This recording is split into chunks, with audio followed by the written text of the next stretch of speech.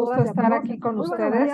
En nombre de nuestra presidenta, la maestra Rosario Piedra Ibarra, les damos la más cordial bienvenida a este segundo curso taller sobre el tema igualdad y no discriminación en el marco del diplomado sobre igualdad y no discriminación. Antes de cederle la palabra al doctor Luis Granados Pérez, director del Centro de Investigaciones Jurídicas de la Universidad Autónoma de Campeche, me gustaría recordarles que esta es la última actividad académica del 2022 que vamos a tener, recordándoles que la próxima actividad será el tercer curso taller sobre el derecho a la educación y su impacto en la dignidad humana, el 9 de enero del 2023.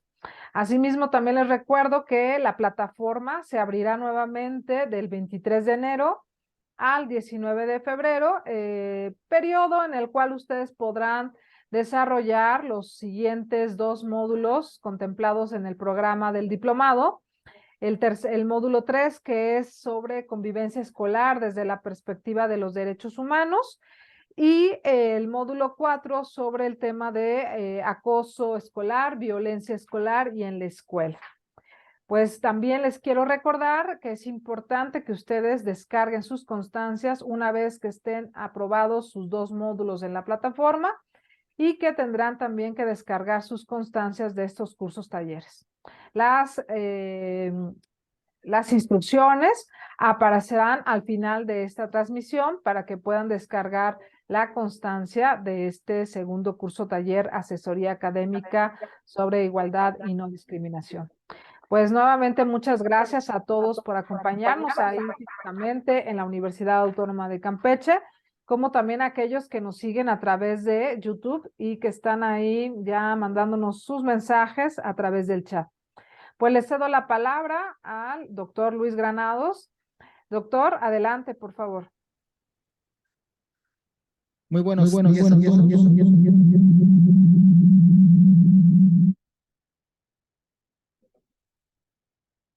Buenos días a todos. Todos los seres humanos nacen libres e iguales en dignidad y derechos. Utilizando quizás las palabras más sonoras y bellas de todos los tratados internacionales, la Declaración Universal de los Derechos Humanos promete a todas las personas los derechos económicos, sociales, políticos, culturales y civiles que sustentan una vida libre. Estos derechos humanos no son específicos para un país, no son una recompensa por un buen comportamiento o exclusivos de cierta época o grupo social. Son los derechos inalienables de todas las personas, en todo momento y en todas partes, los 365 días del año. Son los derechos de las personas de todos los colores, de todas las razas y grupos étnicos, con o sin discapacidades, ciudadanos o inmigrantes, sin importar su sexo, su clase, su casta, su credo, su edad u orientación sexual.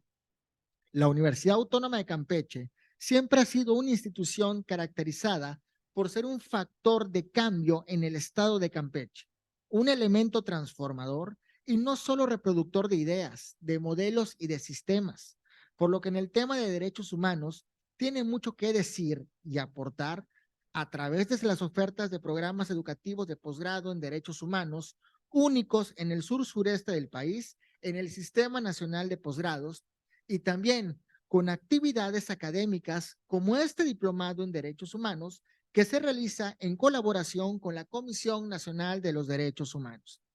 Hoy en día, la misión de la Universidad Autónoma de Campeche, a través del Centro de Investigaciones Jurídicas, es poner a los derechos humanos en la práctica, no como un simple objeto de estudio, sino como un conocimiento aplicado, como un modo de vida habitual, como una norma de convivencia humana básica, como el código ético indispensable para vivir y convivir en armonía y crecer personalmente y relacionarnos adecuadamente con los demás.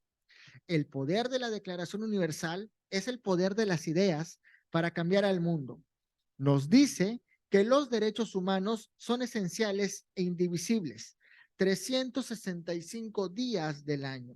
Para nosotros, cada día es el Día de los Derechos Humanos, un día que trabajamos para asegurar que todas las personas puedan obtener igualdad, dignidad y libertad. El día de hoy tenemos el placer de presentar a la maestra María de los Ángeles Hernández Mendizábal, quien nos dará el taller Igualdad y No Discriminación. Ella es licenciada en Psicología, egresada de la Universidad Nacional Autónoma de México y maestra en Ciencias de la Educación por la Universidad IEU Campus Puebla. Cuenta con un diplomado en terapia narrativa por la UNAM, un diplomado en terapia de pareja por el Instituto Campos Elíseos, avalada por el Houston Galveston University, y un diplomado en género y políticas en igualdad en la UNAM. Actualmente se encuentra cursando el diplomado La Suprema Corte y los Derechos Humanos. Ha impartido cursos, talleres y conferencias en temas de derechos humanos desde el año de 1995. Ha trabajado en diversas organizaciones de la sociedad civil y ha colaborado en diversas instituciones públicas como en la anterior Procuraduría General de la Justicia del Distrito Federal, en el Centro de Terapia de Apoyo a Víctimas de Delitos Sexuales y en la anterior Secretaría de Seguridad Pública en el Tribunal de Justicia para Adolescentes de la Ciudad de México. Actualmente se desempeña como jefa de Departamento de Atención a Personas y Comunidades en situaciones de vulnerabilidad en la Dirección General de Educación en Derechos Humanos de la Comisión Nacional de los Derechos Humanos. Sin más preámbulo, cedemos la voz y la pantalla a la maestra María de los Ángeles Hernández Mendizábal. Doctor Granados, muchísimas gracias por la presentación y bueno, pues reiterando los agradecimientos a las autoridades de la universidad, muchísimas gracias a todas y todos ustedes por estar en este momento aquí compartiéndonos un poco de su tiempo y de su compromiso, porque su presencia habla del compromiso que existe para poder seguir abonando a todos estos temas que creo que nos interesan a todas y a todos. No nada más el tema de los derechos humanos, sino todo lo que conlleva hablar de derechos humanos, todos los aspectos de la vida de las personas, de las dimensiones de la vida de las personas, de todas y todos nosotros, que están vinculados con los derechos humanos y que hoy es un imperativo hablar de lo que sucede alrededor de esta dimensión también de la vida de las personas, que es el ejercicio de los derechos humanos. Supongo que todas las personas que están aquí habrán escuchado, habrán estudiado este tema de la igualdad y no discriminación. Y bueno, pues entenderemos que es un tema que tiene muchísimas aristas, que es un tema muy complejo, que cuando hablamos de igualdad y no discriminación, implica hablar de muchísimas cosas, analizarlas, ponerlas sobre la mesa, desbaratarlas un poco, como desmenuzarlas para poder entender cómo este principio y este derecho tiene un impacto en la vida de todas las personas. Es evidente y obvio que el tema de la igualdad y la no discriminación, o lo primero que se nos viene a la mente, seguramente será esta perspectiva desde las disciplinas jurídicas. Y por supuesto que es importante. Les comparto un poquito, que seguramente muchas y muchos de ustedes conocerán esta propuesta del jurista mexicano Mario Álvarez Ledesma, que dice que para entender de manera integral los derechos humanos habría que abordar 4 dimensiones. La primera, por supuesto, es esta dimensión jurídica de los derechos humanos que se expresan, estos derechos se expresan en todos estos marcos normativos que actualmente existen y que muchas y muchos conocemos, y que gracias a estos marcos normativos es que podemos exigir que nuestros derechos sean respetados, que tengamos las posibilidades y que existan las condiciones para que las personas podamos ejercer de manera libre, de manera integral, esos derechos que están establecidos en todas estas normativas jurídicas. Esta sería la dimensión jurídica de los derechos humanos. Pero también Mario Álvarez Ledesma dice, hay una dimensión histórica de los derechos humanos que es fundamental entender para poder, valga la redundancia, entender cuáles fueron estas luchas, estos movimientos históricos por los que la humanidad ha tenido que atravesar para que hoy existan estos derechos establecidos y reconocidos en esta dimensión jurídica. También él dice que hay una dimensión política, social de los derechos humanos que nos ayuda a entender por qué todavía siguen existiendo condiciones que impiden o que obstaculizan el ejercicio pleno de los derechos humanos. Y me parece que hoy hablaremos un poquito de esta dimensión o ahondaremos un poquito más en estas dos dimensiones, bueno, en la última también, para que podamos darle otra visión a este tema de la igualdad y la no discriminación. Y la cuarta dimensión, dice Mario Álvarez Ledesma, es la dimensión ética de los derechos humanos. Yo quisiera preguntarles, ¿de qué creen ustedes que va esta dimensión ética de los derechos humanos? ¿Alguien me podría decir, por favor? ¿Qué se imaginan que implica la dimensión ética de los derechos humanos?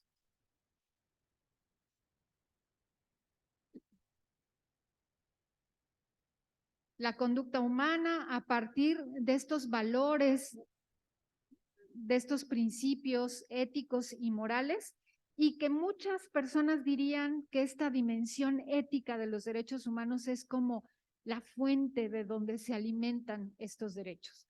Entonces, fíjense qué importante mirar los derechos humanos desde una visión multidimensional para que entendamos que hay muchas aristas que componen, por supuesto, este tema tan complejo de los derechos humanos y también el tema de la igualdad y la no discriminación. Entonces, vamos a ver cómo a lo largo de esta presentación vamos a ir caminando un poco en estas cuatro dimensiones.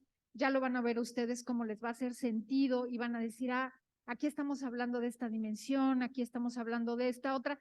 Y no es que haya una línea divisoria como profunda entre cada una de estas dimensiones, sino que se van entretejiendo y vamos a ver cómo van formando como toda esta visión integral que necesitamos tener de los derechos humanos. Entonces, pues fíjense que tal vez vamos a cambiar un poquito el objetivo de esta plática.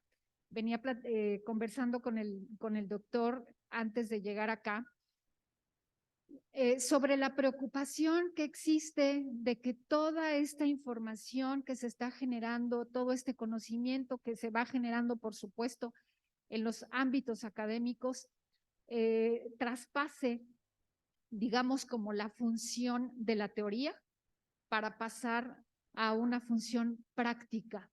¿Cómo es que todo este conocimiento que se va generando lo podemos bajar hacia la realidad y que efectivamente nos funcione, que efectivamente sea útil, sobre todo para cambiar muchas de las realidades ante las cuales hoy nos encontramos?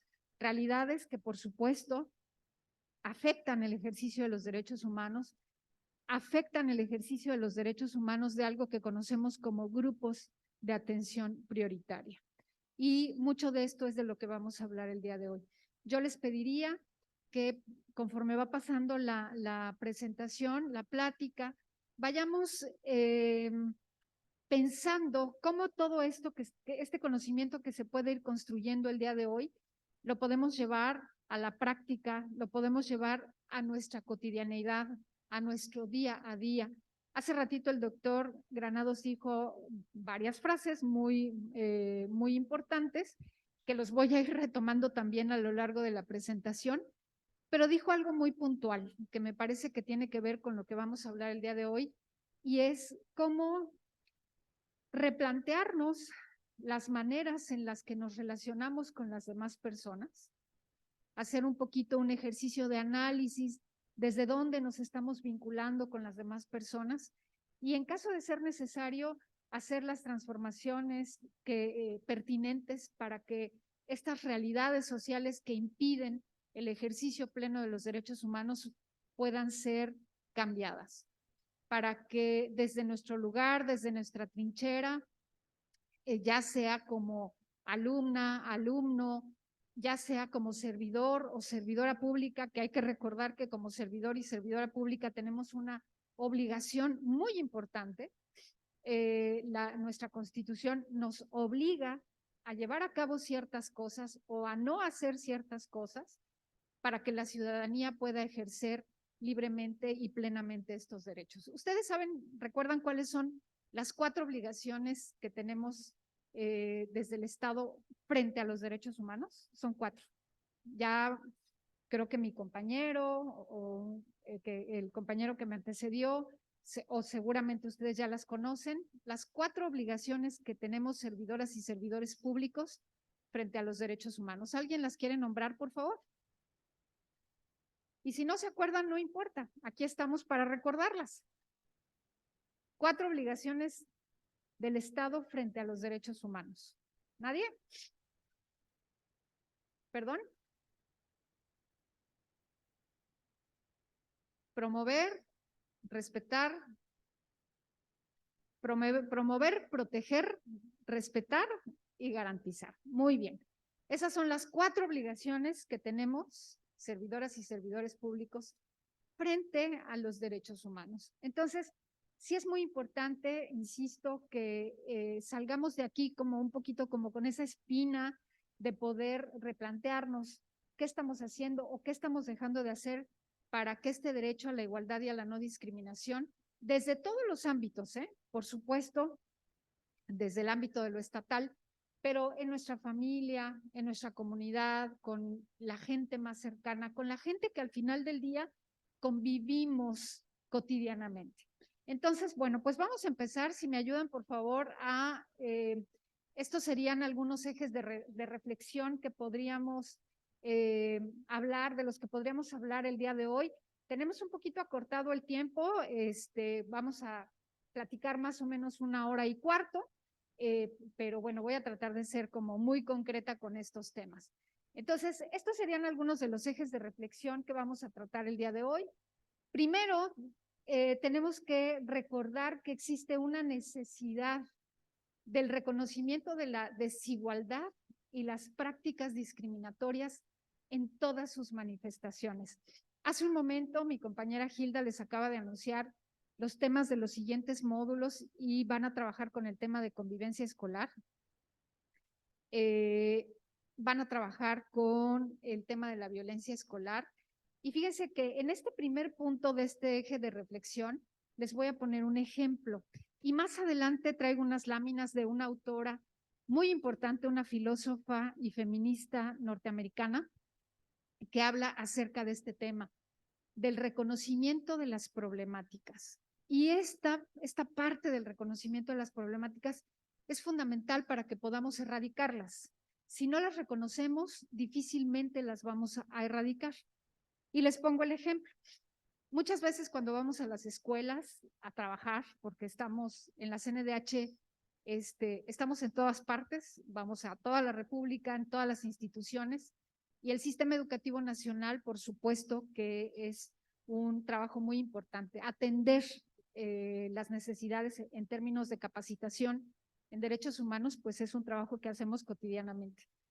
Y cuando vamos a las escuelas y de pronto las autoridades de la escuela nos dicen, no, pero aquí no hay violencia, ¿eh? O sea, qué bueno que vinieron, pero aquí no hay violencia. Bueno, habría que cuestionar un poco esta idea. Nos parece que la violencia desafortunadamente existe en todas partes y en el sistema educativo nacional, pues seguramente no es la excepción. Entonces, si no hay este reconocimiento de que existe la violencia escolar, por ponerles un ejemplo de violencia, difícilmente vamos a avanzar. Entonces, este primer eje de reflexión estaría como en el marco de esta idea, la necesidad de reconocer que existe la desigualdad y que existe una desigualdad brutal o desigualdades, vamos a ponerlo en plural, desigualdades, también que existen las prácticas discriminatorias en todas sus manifestaciones. El segundo eje es fortalecer el apego a los estándares internacionales de derechos humanos, en donde está contenido el principio de igualdad y no discriminación y el derecho a la igualdad y a la no discriminación. Ahorita vamos a ver cuál es la diferencia entre principio y derecho. Y por último, si se fijan, ¿Se acuerdan de la visión multidimensional? Si se fijan, ahí estamos como abordando estas dimensiones. Y por último, me parece que este es un motivo de reflexión muy fuerte, tal vez en donde tendríamos como que llevarnos más tiempo, porque ahí es donde se encuentran muchos de los obstáculos para poder ejercer plenamente nuestros derechos. Tiene que ver con replantearnos las estructuras que subyacen a las relaciones humanas desde el enfoque de la inclusión y los derechos humanos. ¿Qué está pasando en las relaciones humanas que no están posibilitando o permitiendo que las personas ejerzamos nuestros derechos?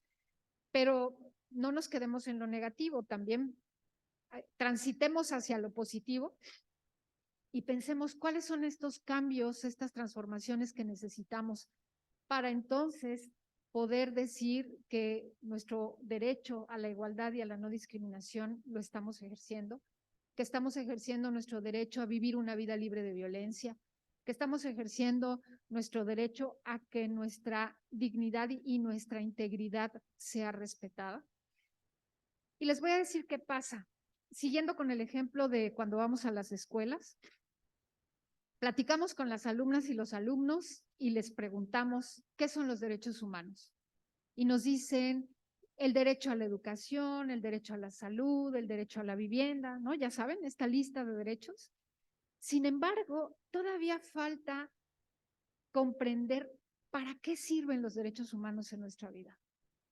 Porque yo creo que ya en cualquier institución que vayamos, yo lo veo mucho, por ejemplo, en las instituciones de salud, en las instituciones educativas, hay como en las paredes pegadas esta lista de derechos que las personas tenemos.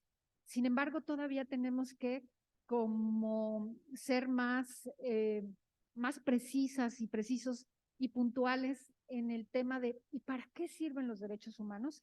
Y cómo estos derechos se traducen en nuestra vida cotidiana, porque eso es lo importante, que sepamos cómo estos derechos se traducen en lo que vivimos cotidianamente. Entonces, bueno, pues estos serían algunas de las cosas que pretendemos en un ratitito como abordar. Siguiente, por favor, vamos a brincarnos un poco como esta parte de... Siguiente, por favor. Siguiente. Ok. No, la anterior. Perdón. Esta. ¿Alguien sabe quién fue Desmond Tutu? ¿Alguien que me pueda comentar quién fue Desmond Tutu?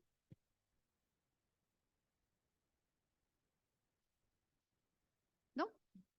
Bueno, Desmond Tutu fue un clérigo sudafricano que luchó mucho tiempo de su vida contra este sistema social llamado apartheid. Eso sí lo sabemos, ¿verdad? ¿Cuál fue este sistema social llamado apartheid? ¿De qué se trató? Bueno, yo diría que de qué se trata, porque sigue ocurriendo, ¿no? A pesar de que hemos como superado algunas cosas, me parece que este sistema se sigue dando a lo mejor de maneras diferentes, de maneras muchas veces más abiertas, más directas y muchas otras muy sutiles. Entonces, este sistema de segregación racial llamado apartheid, que las personas sudafricanas han vivido durante mucho tiempo de su historia, porque esto es generacional, ¿no? Bueno, pues Desmond Tutu pasó muchos años de su vida luchando por el reconocimiento de los derechos humanos de esta población en Sudáfrica. Él ganó el Premio Nobel de la Paz en 1984, si no mal recuerdo. Y bueno, pues él decía, si eres neutral en situaciones de injusticia, has elegido el lado del opresor. Vamos a reflexionar un poquito sobre lo que dice Desmond Tutu. ¿Qué significa esto? ¿Qué les hace pensar?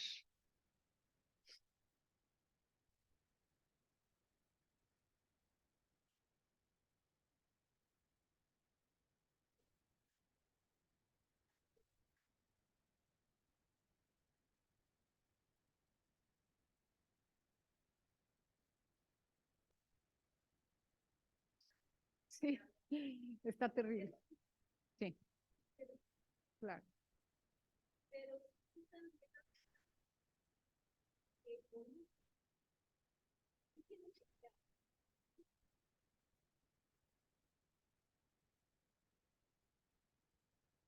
Claro, claro, claro, claro. Ujú. Sí, es un poco, Es un dilema.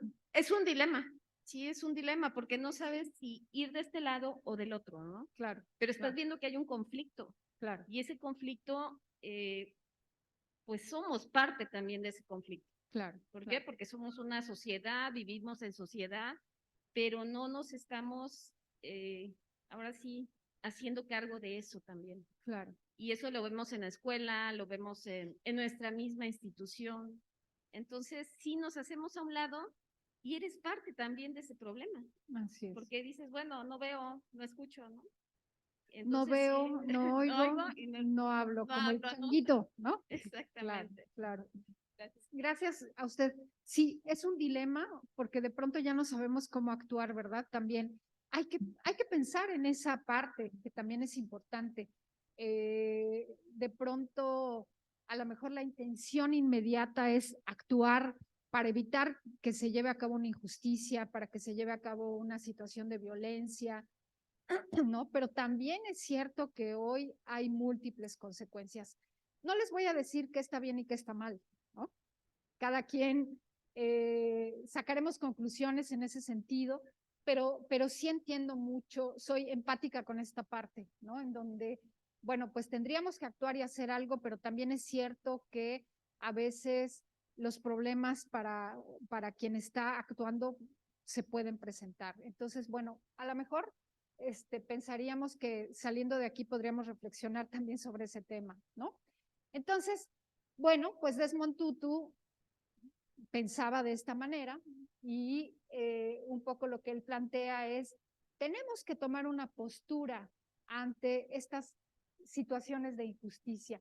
Y a lo mejor, ahorita que lo comenta, pienso en algunas alternativas y algunas posibilidades y de pronto se me ocurre decir, bueno, no sé si tendríamos que actuar directamente o hay también otras formas de actuar. Y eso es lo que vamos a, pues a lo mejor a descubrir o a lo mejor a compartir en este espacio, ¿no? Salir de aquí pensando que no necesariamente actuar de manera directa es lo que tenemos la posibilidad de hacer, sino actuar de muchas otras maneras. Y yo tengo una idea, una idea de la forma en la que podemos actuar y es repensando estos lugares desde donde nos relacionamos. Y eso, créanme, que puede tener un impacto muy importante en estas transformaciones que requerimos y que necesitamos actualmente. Entonces, bueno, siguiente, por favor. Vamos a hacer, oigan, muchas preguntas, ¿no? Pero pues me parece que es importante. Les voy a compartir también una idea de un matemático, lingüista, ingeniero y filósofo polaco llamado Alfred Korzybski. No me voy a llevar tiempo en platicarles quién fue, porque si no, quito tiempo a otras cosas. Este filósofo decía, me encanta esta frase, el mapa no es el territorio. Y a mí me gustaría que empezáramos esta plática y que transitáramos por esta plática como con esta idea, ¿no? Que siempre tengamos esta idea de el mapa no es el territorio. ¿A qué creen ustedes que se refiere Korzybski con esta frase? El mapa no es el territorio. ¿Qué les hace pensar? Es súper bonita, ¿eh? El mapa, gánenles a las personas que nos están siguiendo por YouTube. Ándenles. No existen límites, muy bien, esa sería una muy buena idea, ¿no? No existen límites, ¿qué más? Tenemos más opciones, ¿qué más? ¿Alguna otra idea? A mí se me ocurre una, a ver si están de acuerdo. Que lo que conocemos es así en comparación con lo que existe, ¿no? Que el mundo de las posibilidades va más allá de lo que podemos mirar, de lo que podemos conocer. Y que muchas veces este mapa que cada una y cada uno de nosotros tenemos de la realidad, si es que existe una sola realidad, porque no existe una sola realidad, son múltiples las realidades, somos múltiples las personas, las realidades no están ahí dadas y no son inmutables, inamovibles, o bueno, más bien la realidad, sino que las realidades se van construyendo día a día. Y las relaciones humanas construyen realidades. El lenguaje construye realidades también.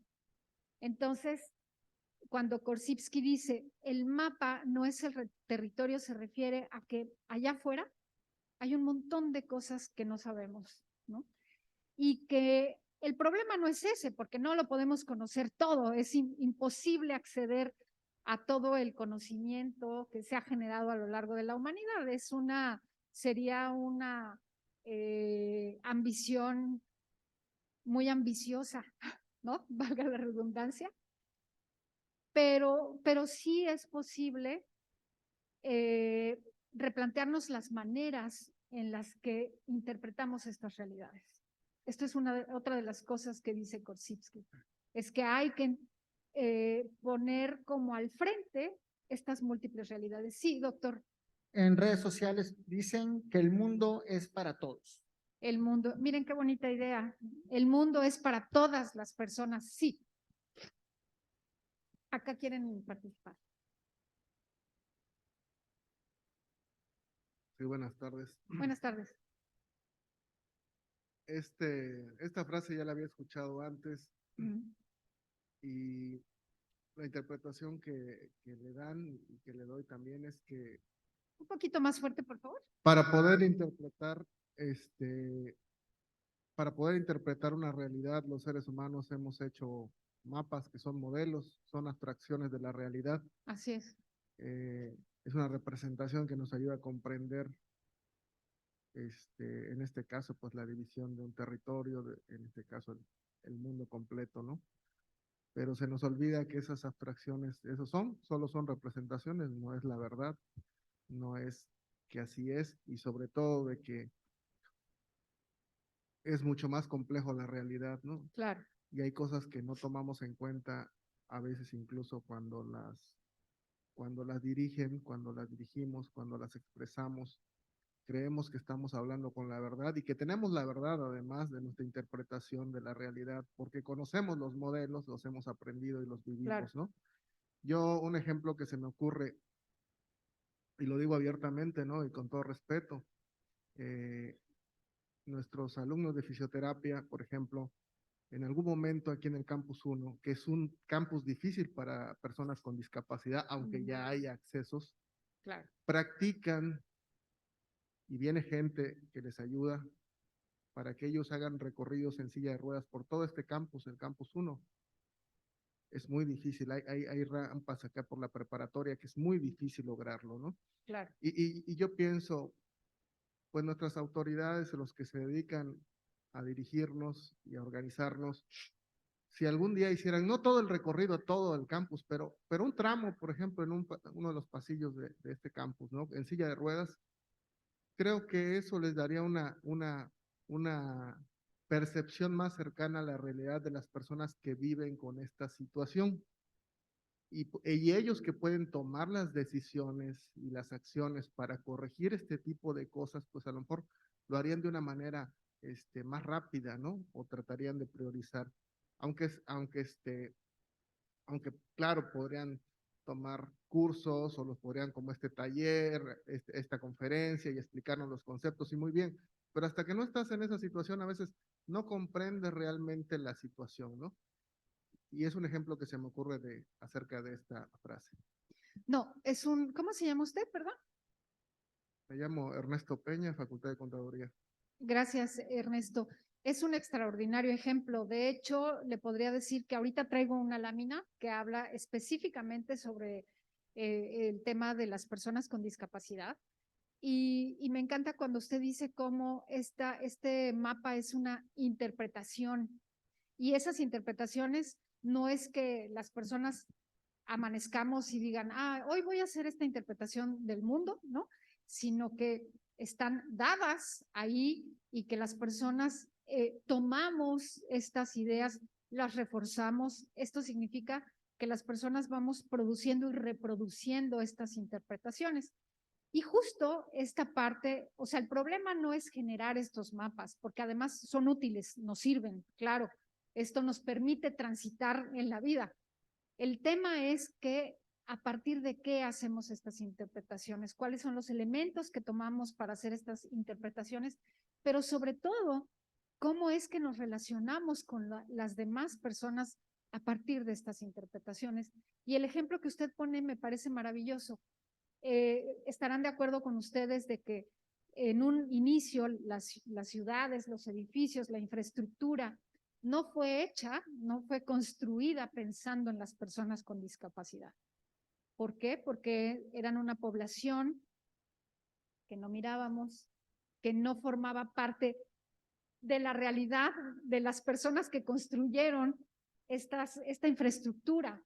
Entonces, claro que cuando nos enfrentamos a esta situación que usted comenta, cuando vienen las personas con sillas de ruedas, pues no hay una rampa, no hay un pasamanos, no hay un elevador, ¿no? Porque esto se construyó con base en una interpretación. Entonces, muchas gracias, justo de esto va esta idea de Korzybski de el mapa no es el territorio. Sí, doctor. Dos comentarios más Sí. en redes sociales. Andrei dice, las fronteras no tienen límite de color, géneros, religión o cultura. Y David nos dice, el humano es capaz de andar por diversas latitudes, pero no termina de descubrir sus propias tierras. Muy bonito. Muchas gracias, doctor. Bueno, pues vamos a continuar la siguiente, por favor.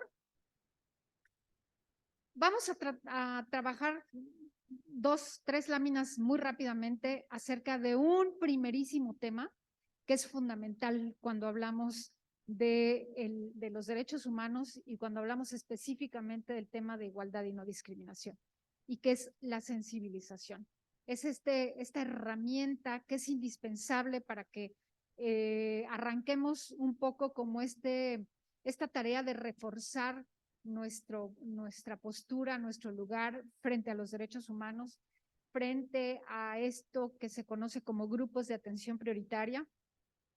Y vamos a ver que el Consejo para Prevenir la Discriminación de la Ciudad de México dice que la sensibilización es el proceso a través del cual se busca crear empatía, promover una actitud diferente, libre del uso de estereotipos y estigmas acerca de estas prácticas, estas situaciones, estas realidades de las que estamos hablando, que están vinculadas con los grupos de atención prioritaria. Pero primordialmente, la sensibilización busca la construcción de una cultura de trato igualitario basado en la dignidad humana. Ya hace un ratito el doctor Granados habló, ahí soy yo. Hace un ratito el doctor Granados habló acerca de la importancia que tiene la dignidad de las personas y de cómo a lo largo del tiempo se ha reconocido esta dignidad. Ahorita vamos a hablar de este documento tan importante a nivel internacional que habla justo del reconocimiento de la dignidad de las personas. Entonces, este proceso de sensibilización implica que nos sentemos a replantear qué es esto de la dignidad humana, qué es la dignidad para ustedes. En tres palabras, rápidamente, ¿qué es la dignidad para ustedes? No nos da tiempo de hacer toda una disertación filosófica acerca de la dignidad, por supuesto, pero en tres palabras, ¿qué es la dignidad?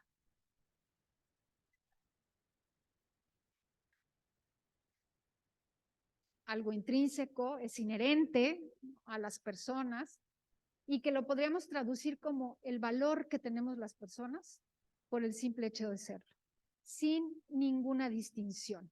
Y aquí ya empezamos a hablar del tema de la igualdad y la no discriminación. Este tema de la igualdad también es importante.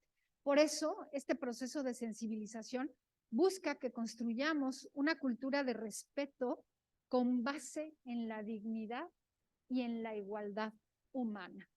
Sin sensibilización, difícilmente, insisto, vamos a poder avanzar. Siguiente, por favor. ¿Por qué es útil esta sensibilización?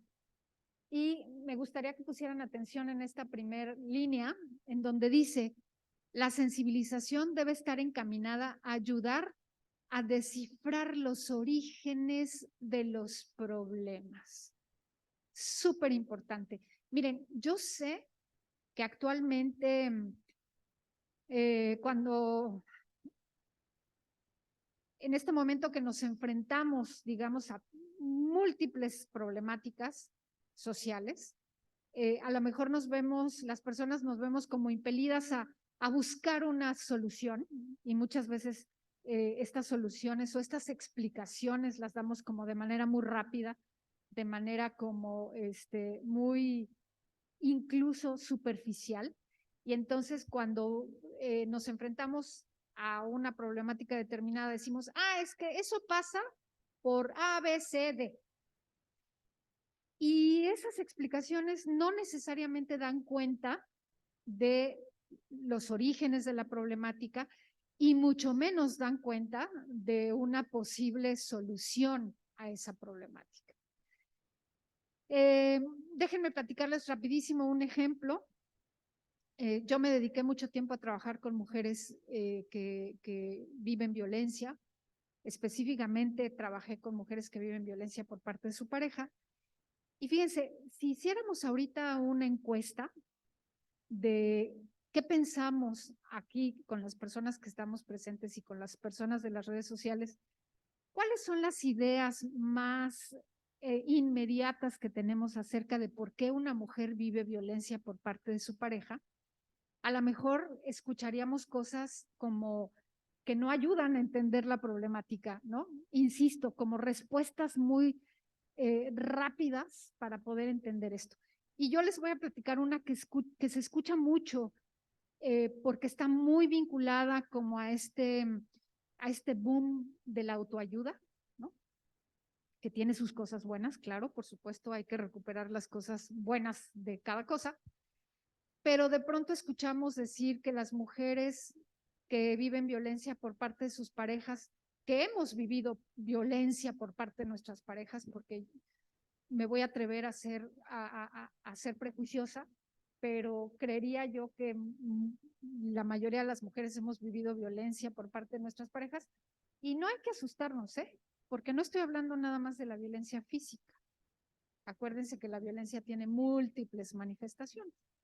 Y si soy muy purista, ¿no? Por ahí hay algunas autoras y autores que hablan acerca, por ejemplo, de que la infidelidad es una forma de violencia, ¿no? Pero no nos vamos a meter en esos dilemas en este momento. En otra ocasión, si nos hacen favor de invitarnos, platicaremos de ese tema. Pero esta explicación que por ahí de pronto que circula, de que las mujeres que vivimos violencia es porque tenemos una baja autoestima.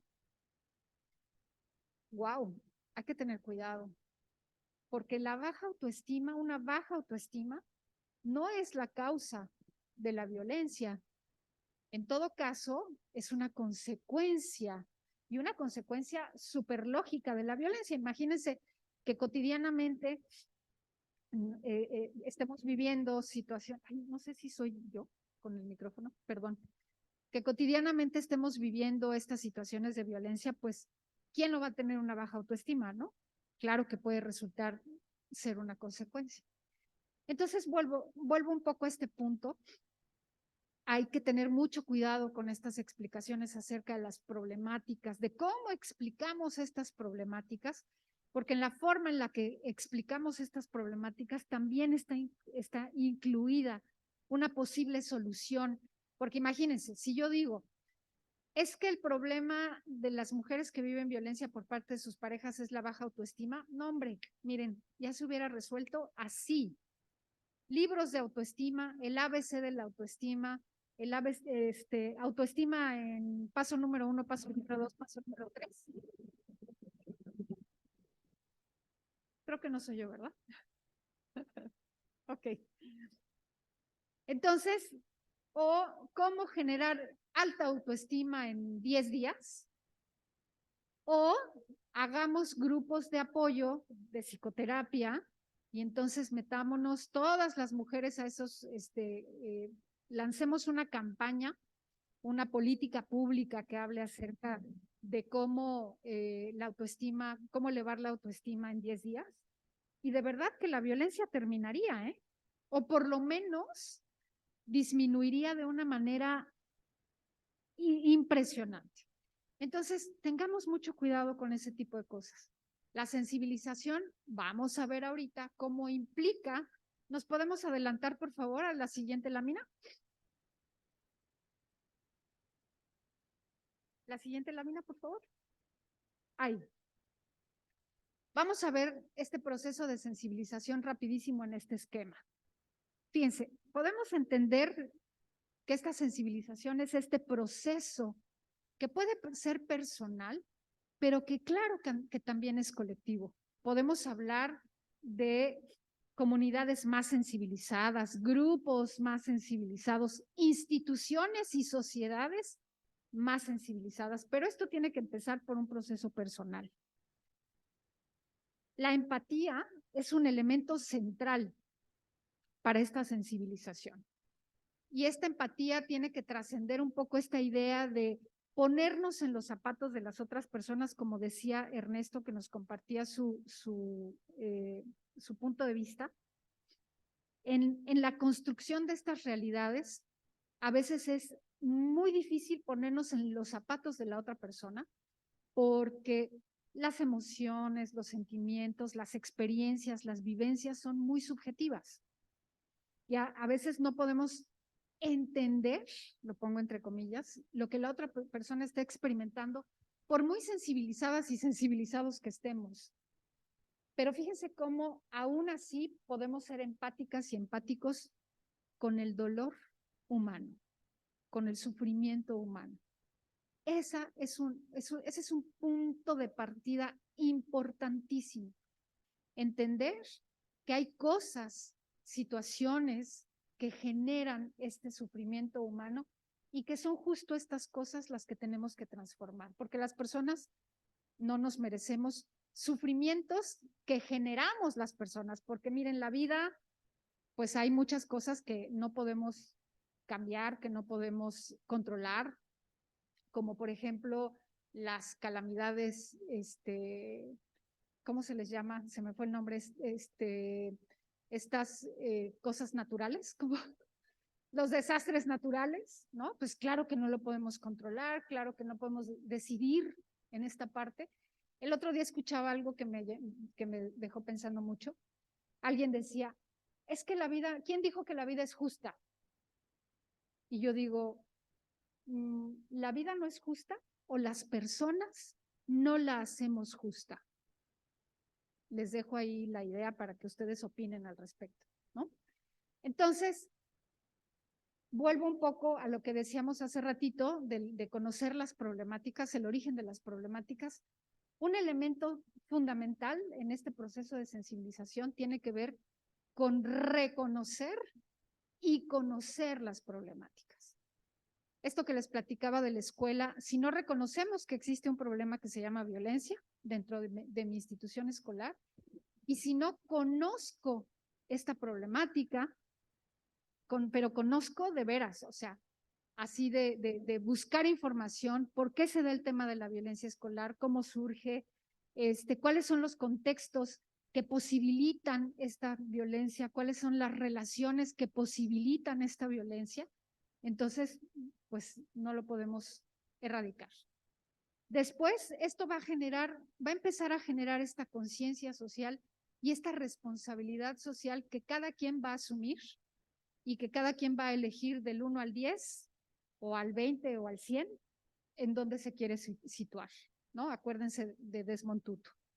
Y esto, por último, tiene que ver, nos encamina a las acciones, porque está muy bien reflexionar, está muy bien pensar, está muy bien deconstruir, está muy bien analizar, pero tampoco nos podemos quedar en ese lugar.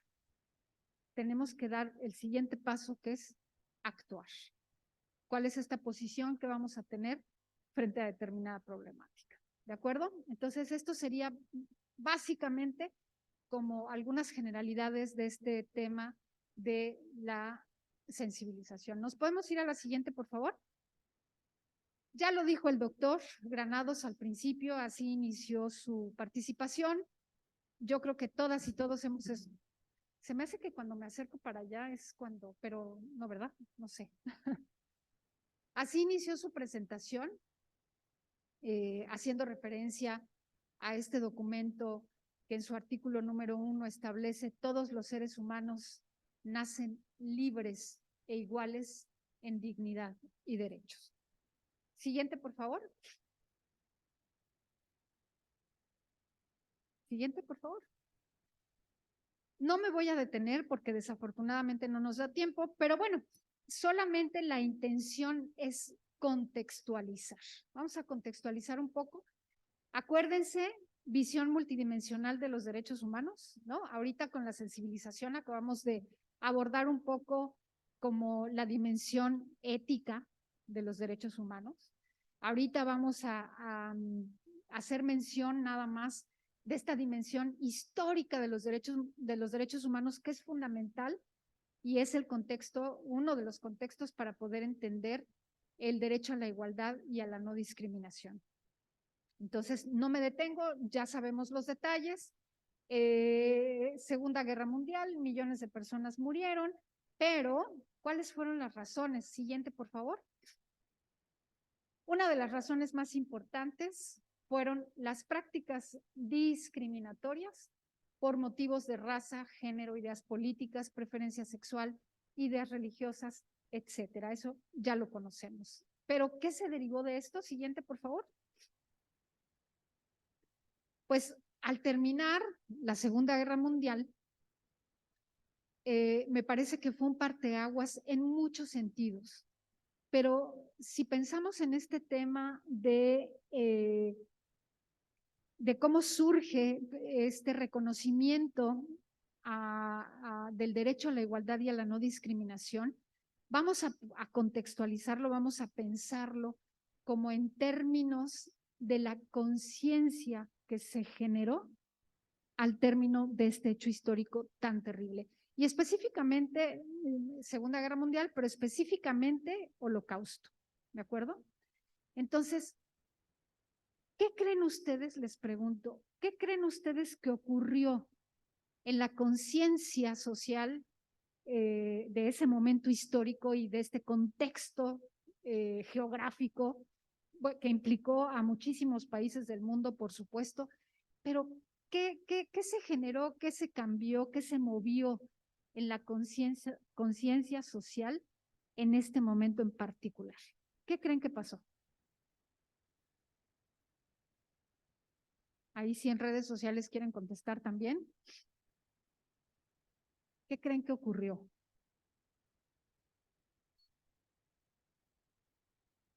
Anden, que se nos va el tiempo. Apúrense. ¿Qué creen que pasó? Ah, ¿verdad? Sí, bueno. Sí. Bueno, en ese tiempo se creó la ONU y sobre todo en Europa, ¿no? Que sufrió mucho la Segunda Guerra Mundial, un cambio de conciencia, ¿no? De los regímenes totalitarios, fascistas que rigieron Europa en ese tiempo, ¿no? Y la gran destrucción que les causó y que causaron a otras regiones del mundo, porque no nada más fue ahí. Claro. Y en la parte asiática, el continente asiático, pues también sufrieron muchísimo, ¿no? Y también fueron terminando las colonias, empezaron a desaparecer las últimas colonias que existían en el mundo ya las potencias europeas dejaron de ser, tener colonias, una reorganización del mundo incluso, ¿no? Crearon el Estado de Israel, por ejemplo, ¿no? Como consecuencia, ¿no? De todo lo que sufrieron, y se crearon dos grandes bloques, ¿no? El capitalismo y el comunismo, ¿no? Y otra guerra, pero ahora fría, entre dos potencias, ¿no? Claro.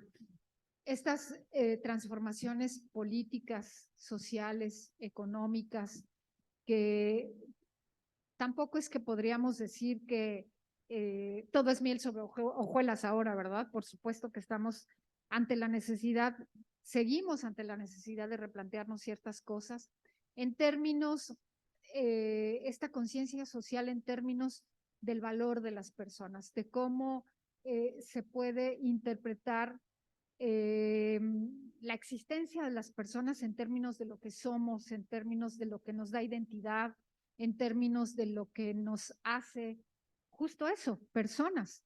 Y entonces en este momento, como bien dice, surge la ONU y se proclama esta Declaración Universal de los Derechos Humanos, en donde por primera vez, en un marco normativo, se establece que las personas somos iguales, que las personas tenemos esta dignidad inherente y que ninguna condición que tenemos las personas, ninguna característica tiene que ser motivo de exclusión y de discriminación. Y esto, pues, esta idea, digamos, pues es, si lo miramos así, esta es una idea muy posguerra, ¿no? En donde este grupo de personas alrededor del mundo que se reúnen para decir, a ver, es que esto que acaba de terminar es absolutamente inaceptable, ¿no? Porque las personas valemos, porque las personas tenemos esta dignidad. Y entonces, el artículo número 1 de la Declaración Universal de los Derechos Humanos, por eso reza, todos los seres humanos nacemos libres e iguales en dignidad y derechos. Siguiente, por favor. Nos vamos a, bueno, el surgimiento de la ONU. Siguiente, por favor. Siguiente. Es la declaración. Siguiente, por favor.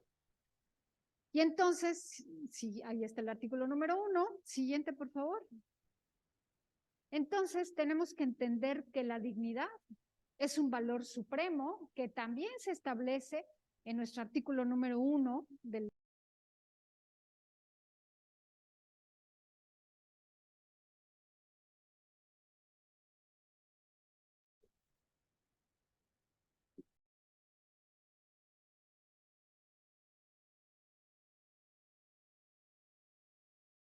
Yo sigo aquí.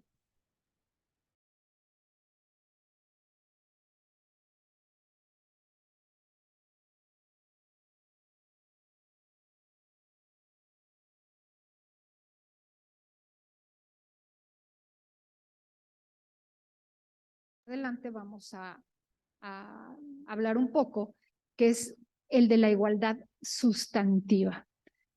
Ya sabemos que podemos pensar en dos formas de entender la igualdad. Uno es la igualdad formal. ¿Cuál es la igualdad formal? Rápidamente. ¿La igualdad formal cuál es? ¿Cómo podemos pensar a la igualdad formal? La igualdad que está establecida en una normativa jurídica, que están padrísimas, ¿no? Suenan bien padre, bien bonito, todas las personas somos iguales en dignidad y derechos. Artículo número 4, las mujeres y los hombres somos iguales ante la ley, Pero también esto nos remite a otro tipo de igualdad, que es la igualdad. ¿Qué es esto? ¿Qué tiene que ver con esto? ¿Qué es la igualdad sustantiva? ¿Cuál es esta igualdad sustantiva? ¿A qué se refiere? Justo a esta igualdad de oportunidades, igualdad de derechos, igualdad de posibilidades, que esta igualdad formal que está en la normativa jurídica se tiene que reflejar en la vida cotidiana. Y ahí es donde nos encontramos con el problema y por eso estamos teniendo esta conversación, ¿no? del derecho a la igualdad y a la no discriminación. Siguiente, por favor. ¿Se acuerdan que hace ratito hablábamos acerca de para qué sirven los derechos humanos? ¿Qué posibilitan los derechos humanos? Sería como la pregunta. ¿Para qué están ahí los derechos humanos? ¿Cuáles son las funciones de los derechos humanos? Bueno, la primera, ya lo dijimos, es proteger la dignidad humana. Los derechos humanos están ahí por y para la dignidad humana, para proteger nuestra dignidad. Hay una idea que a mí me gusta mucho compartir para entender, es de una manera muy sencilla para entender como cuál es el impacto que tienen los derechos humanos en nuestra vida cotidiana. Y es que, pensémoslo así, detrás de cada derecho hay un conjunto de necesidades humanas y que cuando yo ejerzo un derecho en particular, esas necesidades se satisfacen. Si yo no tengo posibilidades de ejercer ese derecho, entonces estamos hablando de necesidades no cubiertas, de necesidades que no se están satisfaciendo. Pensemos en el derecho a la educación. ¿Qué necesidades hay detrás del derecho a la educación? Piensen. 1, ya no les voy a preguntar porque no me contestan, oigan. Ya se los voy a decir.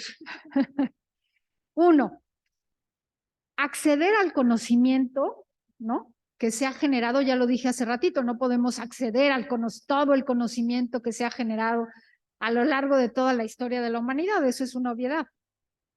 Pero a través del estudio podemos acceder a una parte de ese conocimiento, ¿de acuerdo?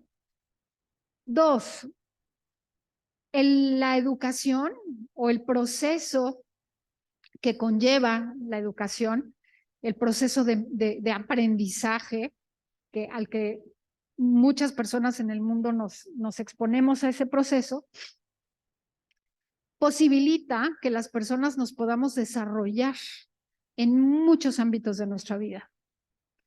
Posibilita generar condiciones, mejores condiciones de vida. ¿Están de acuerdo?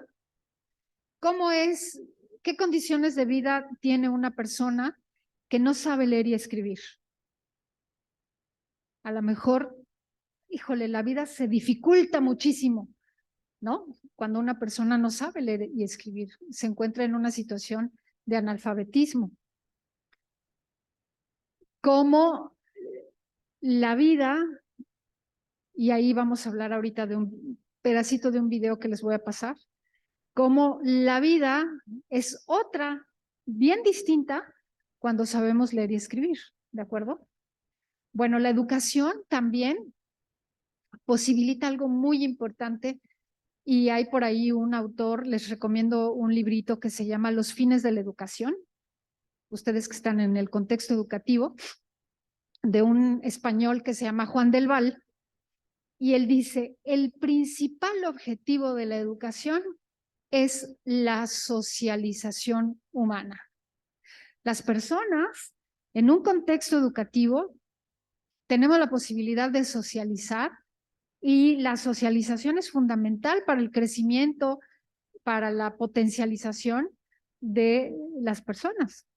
Entonces, esa es otra cosa que va a posibilitar este proceso.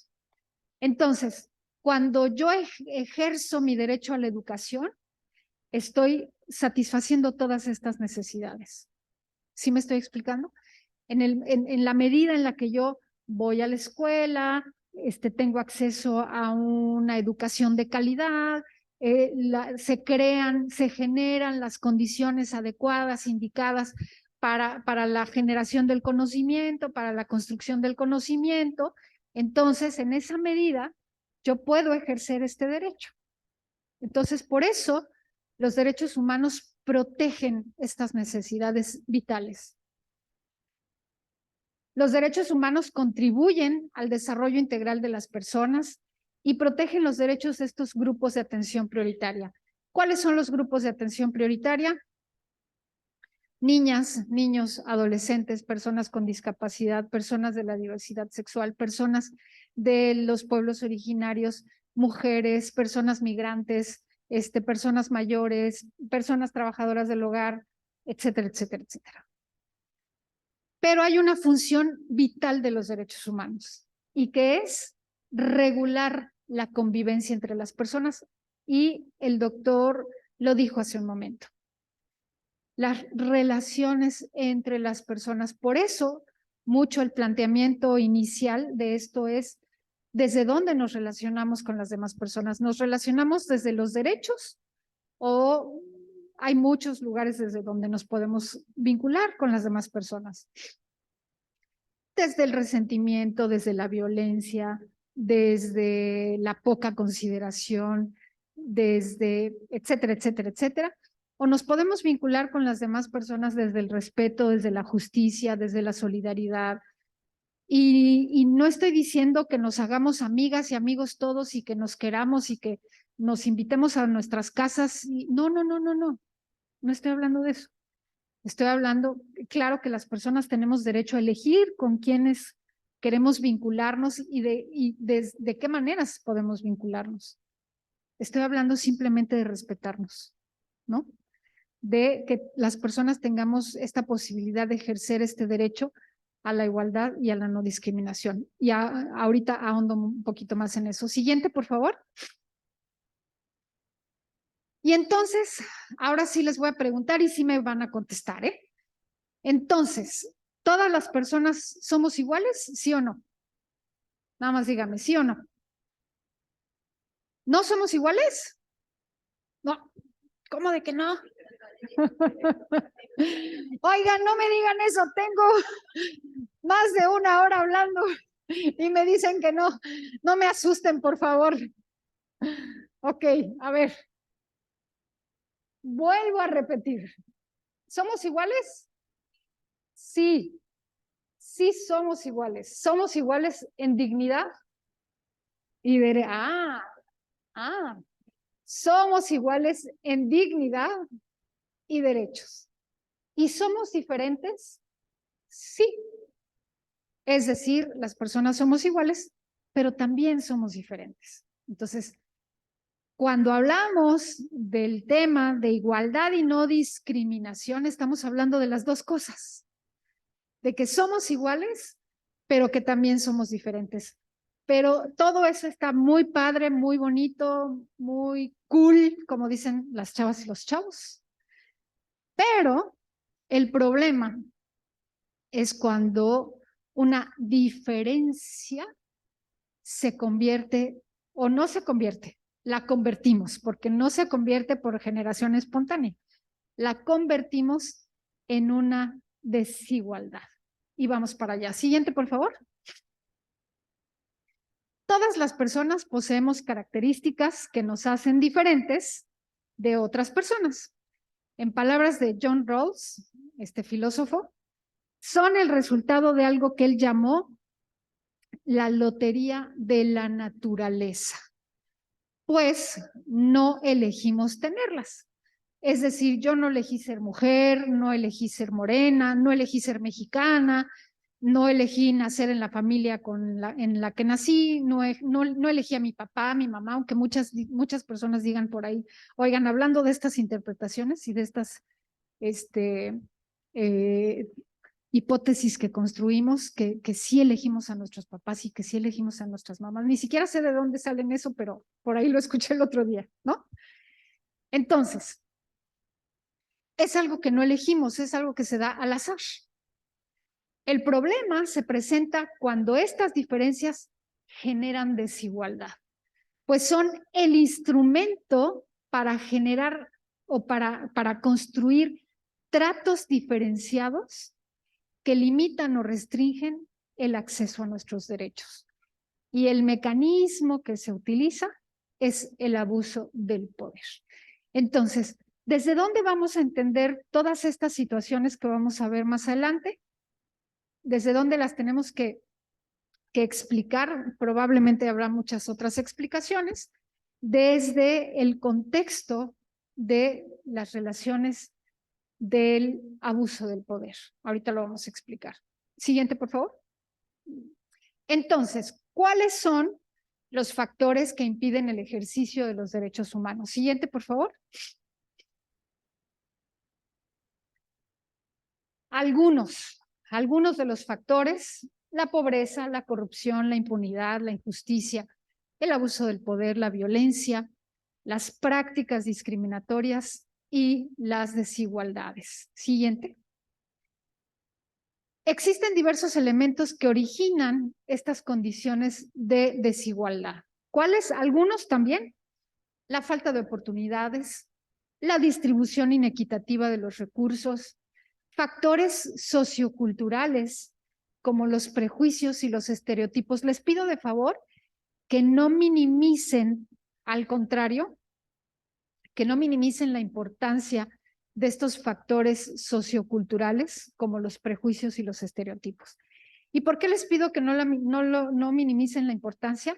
Porque son elementos protagónicos cuando hablamos de desigualdad y de discriminación. ¿De acuerdo? Ahorita lo vamos a explicar un poco más. Siguiente, por favor.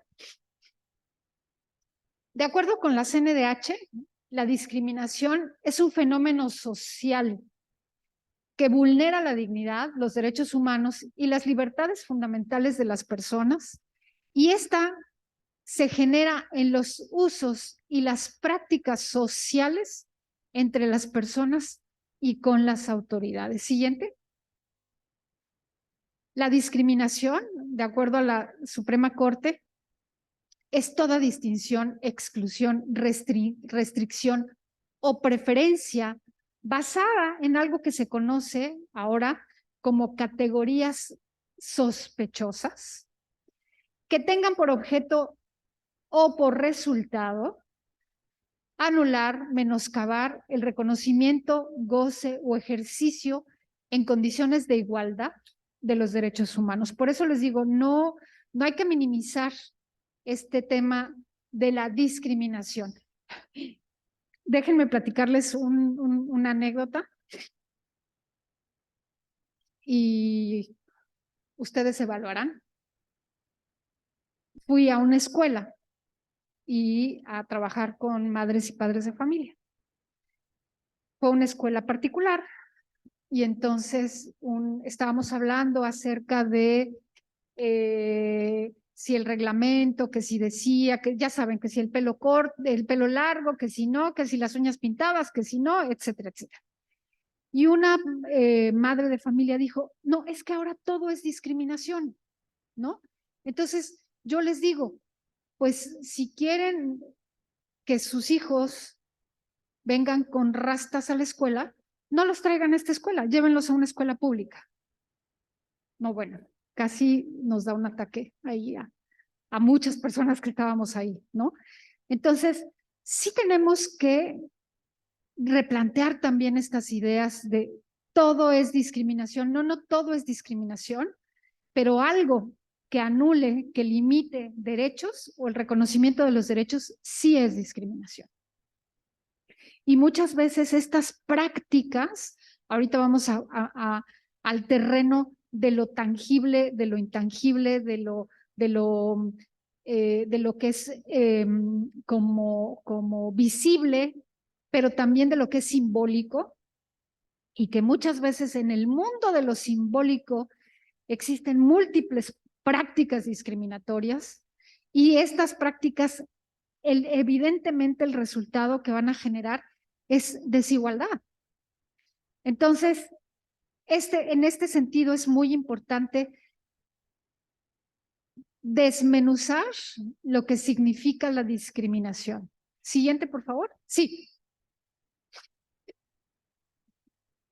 Qué bueno que menciona ese tema, sobre todo aquí en la universidad. Yo tengo 47 años. Entré a la universidad en 1998. Entré a la universidad a trabajar en 1998. Soy maestro en la Facultad de Contaduría y Administración. Y hemos visto cómo pasan las generaciones, van cambiando las costumbres, las modas y todo eso, ¿no? Pero esto se ha acelerado, ¿no? Ya, sobre todo en la última década, en los cambios que hemos visto en los jóvenes. Nosotros como profesores, creo que hablo por muchos, nos sentimos abrumados a veces con estos cambios, ¿no? ¿Cuáles son sus derechos? ¿Cómo no discriminarnos? Temas de este tipo, conferencias y todo eso, ¿no? Y es un choque, entiendo que es un choque cultural, mucho tiene que ver con la forma en que fuimos educados nosotros y la forma en que ellos están viviendo ahora, ¿no? Y también es una guerra de egos también a veces, ¿no? Que yo creo que yo sé más que tú, ¿no? O que yo Porque soy el adulto. porque soy el adulto, exactamente, ¿no? Y en esta situación en la que estamos actualmente, pues puedo ver un joven con pelo pintado de colores, literalmente de colores, no de un solo color, o puedo ver una joven que en lugar de usar uniforme utiliza una blusa corta, ¿no? En una clase y falda corta. Eh, no los podemos obligar, el uniforme es optativo, en muchas universidades no hay uniforme, etcétera. Hay un montón de argumentos a favor y en contra, ¿no? Pero nosotros que estamos al frente, ¿no? Al frente de las aulas, somos los que en algún momento tenemos que decidir y para la sana convivencia con ellos. Pero creo que también hay un sentimiento de miedo, de que no vaya a ser que hagas algo y luego te publiquen en las redes sociales Claro. y te tachen de machista o te tachen de discriminador por tal o cual razón, ¿no? Y creo que incluso en las autoridades a veces se siente ese temorcito, no, pues no le des importancia, etcétera, etcétera. Y creo que es difícil a veces eso lo hace más complejo. Creo que la labor del docente se vuelve más compleja ahora con todo esto. Ya no tienes que preocupar solamente de la clase y del tema o de organizar los grupos y las tareas, sino también tienes que pensar en muchísimas otras cosas más. A la hora de que hablas, te expresas, no te vayan a grabar diciendo algo que no es incorrecto, ¿no? Hemos visto muchos casos acerca de esto. Yo aquí quería aprovechar para preguntarle su opinión, ¿qué debemos hacer para, pues, tal vez establecer unas reglas, unas bases de sana convivencia en el cual tanto el alumno se sienta bien, protegido en sus derechos, como el profesor también se sienta protegido en sus derechos y en su conducta y en su forma de tratarlos, ¿no? Digo, tomando en cuenta todo esto de los derechos humanos, pero también tomando en cuenta que también deben existir de alguna manera reglas, ¿no? O reglamentos que nos ayuden a la sana convivencia. Bueno, Ernesto, ¿verdad? Mire, no le voy a dar mi opinión porque no es una opinión personal. Lo único que le puedo decir es que ese sistema de reglas que se tiene que establecer, y usted mismo lo dijo, tal vez no le ayude mucho con mi respuesta, es que efectivamente se tiene que hacer con base en los derechos de las alumnas y los alumnos y con base en sus derechos. Acuérdense que los derechos humanos son una dimensión que regula los derechos, pero de todas las personas, no nada más de unos o de unas personas y no de otras. Ciertamente, el personal docente sí tenemos la obligación de conocer cuáles son las consecuencias de nuestros actos, de que nuestra conducta esté basada en este enfoque de derechos, en estas obligaciones que tenemos como parte del servicio público, de promover, proteger, respetar y garantizar. Sí creo que las personas que están al frente de los grupos tienen un gran reto, que su tarea se ha complejizado muchísimo. Hace ratito usted dijo algo súper interesante. Antes solo nos teníamos que preocupar por nuestras clases, los contenidos de nuestras clases, y cómo evaluábamos, revisar tareas y se acabó. Bueno, yo pensaría, fíjense qué interesante, yo pensaría que el que hoy nos tengamos que preocupar de otras cosas habla acerca de la conciencia que existe de los derechos humanos. Porque antes, pues, no estaba ahí como esta conciencia de, mira, lo que digan los alumnos, quieran o no, me tienen que obedecer porque soy la autoridad, punto, y se acabó. Y eso, no estoy diciendo que usted lo hacía, estoy diciendo que era una forma general, ¿no? En donde una manera en la que se vivía el proceso educativo, porque esto no es no es un secreto para nadie, que así es como se regulaba el proceso educativo. Te sientas, te callas, me escuchas y escribes. No debo de hablar en la clase 100 veces, ¿no? Ahorita, permíteme. Y entonces, esta tarea que hoy se impone de pensar en otras cosas, mi respuesta sería, no le puedo decir qué hacer en su salón de clases, pero mi respuesta sería, qué bueno que hoy pensamos en esas otras cosas.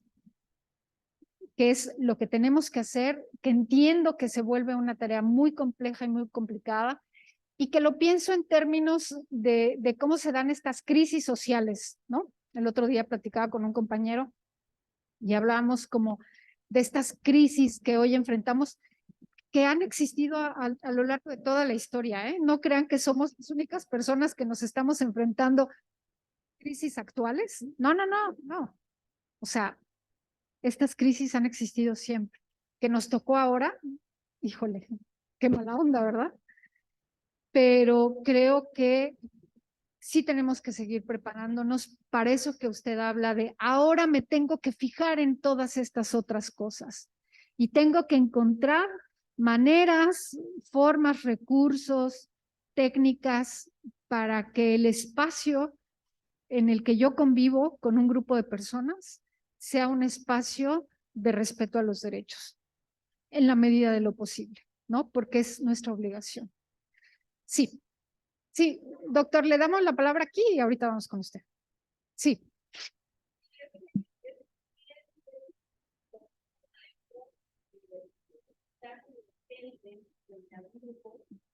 Te tienes que empezar a fijar cómo no discriminarlos, cómo no violentarlos, pero también es mutuo, lo que usted decía.